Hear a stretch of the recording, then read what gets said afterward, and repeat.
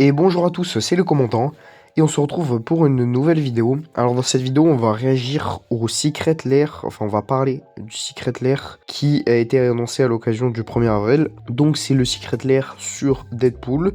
Donc ils sont malins, hein, ils ont fait ça, sachant que les Secret Lair Marvel sont déjà sortis. Donc du coup, il manquait Deadpool et ils l'ont sorti à l'occasion du 1er avril. Donc je vais vous parler des cartes et tout, sachant qu'il y a des très bons trucs. Malheureusement, c'est déjà sold out sur leur site. Donc, il faudra attendre que soit vous les trouviez potentiellement ailleurs, ou vous pouvez les acheter à l'unité après si vous voulez. Mais en tout cas, sur leur site à eux, c'est sold out déjà, alors que c'est sorti, ça a été annoncé il y a 2 jours. Donc voilà, on va juste parler, on va débattre. Et sachant que Deadpool est unique, c'est une carte, c'est pas un reprint, c'est une vraie carte. Donc du coup, on va commencer avec Deadpool. Donc il s'appelle Deadpool Trading Card.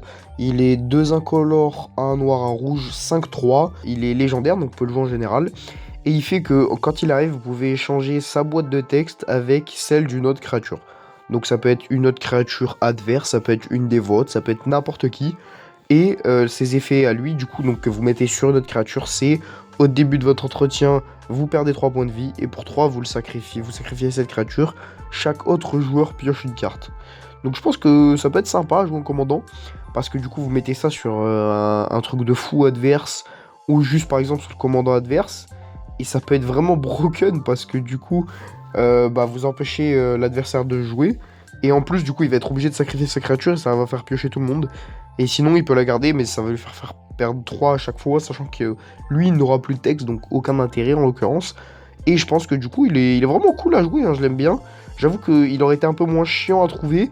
Peut-être je l'aurais acheté, ou peut-être je l'aurais construit, parce que j'avoue que ça peut être hyper drôle, je pense, à jouer en tant que commandant. Ensuite, on a Deadly Relic, donc ça c'est hyper bien, hein, méga reprint.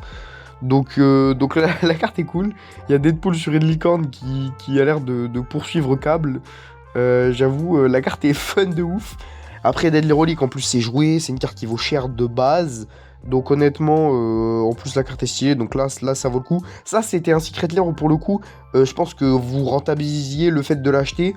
Bon malheureusement, bon c'est déjà sold out, mais j'avoue que si vous avez pu l'acheter, en tout cas vous êtes bien parce que il y a que des cartes de fou, que des cartes qu'en plus vous êtes sûr de jouer, à part Deadpool si vous voulez pas le jouer. Mais moi je trouve que c'est un bon général, il y a une bonne idée derrière, mais le reste est très jouable, donc voilà. Et ensuite on a Saw in Half, donc idem, il y a eu que 2 reprints, enfin il y a eu qu'un seul reprint, de base c'est Infinity, il y a eu un reprint en Bloomborough. Et là, à nouveau, un reprint en Secret Lair.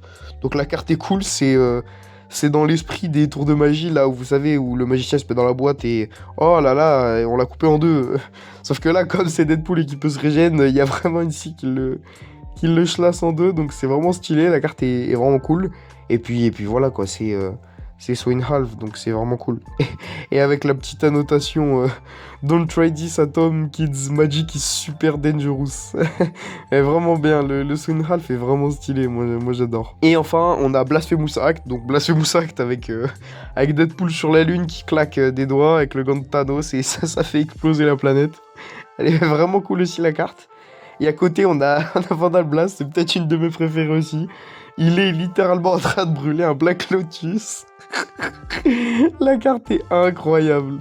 C'est trop stylé parce que Vandal Blast, ça détruit un artefact ciblé ou si vous faites overload tous les artefacts que vous ne contrôlez pas. Et en fait, le fait que du coup il détruise un Black Lotus qui est un artefact et qui en plus est la carte la plus chère de Magic, c'est beaucoup trop drôle. Et derrière, on voit je dirais que c'est un joueur un peu déguisé et qui est en train de péter un câble.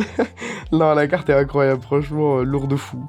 Donc non, franchement, le Secret Lair était lourd. J'avoue que c'est dommage qu'il ait été sold out aussi vite. Parce que pour le coup, c'était un très bon Secret Lair, hein. Deadpool, je le trouve vraiment bien. Et à côté, c'est que des cartes de fou en Deadly Relic. Vous serez quasiment sûr de la jouer. Soit une Half aussi, Blasphemous Act aussi et Vandal Blast aussi. Donc franchement, c'était un Secret Lair de malade. Donc si jamais vous arrivez à les trouver pour pas très cher, ou que quelqu'un par exemple vous le vend, franchement, les prix de base c'était combien? C'était 40 en non-foil et 50 en foil. Donc voilà, maintenant je pense que du coup ils seront vendus sûrement plus cher dans la logique. Mais franchement, si vous le trouvez, je pense que en normal, Si vous le trouvez pour, allez, 50-60, je pense, même si c'est 10-20 balles de plus, franchement, achetez-le. Les cartes sont hyper belles et c'est que des trucs jouables que vous jouerez sur... Si vous jouez Nord Rouge, dans tous les cas, je pense que vous serez quasiment obligé de jouer les cartes, c'est que des très bonnes cartes. Donc honnêtement, moi je pense que ça vaut le coup.